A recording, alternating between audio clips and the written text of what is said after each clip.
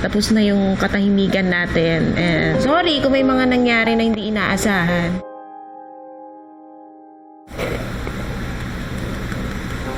Ang hirap pala maging leader. Sorry kung talo tayo, wala tayong lulutuin. Ngat-ngatin natin yung rep. Sorry.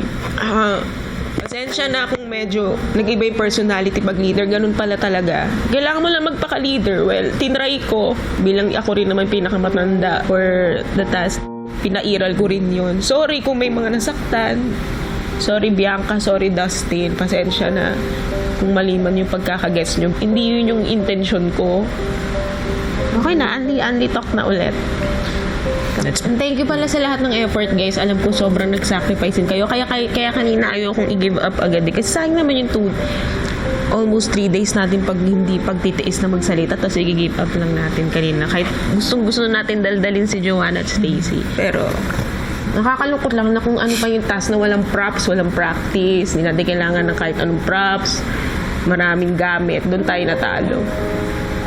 Pasensya na sa mga hindi magkakaintindihan. Siguro gusto ko lang talaga din manalo, and na-frustrate lang din ako kanina kasi ang daming mali.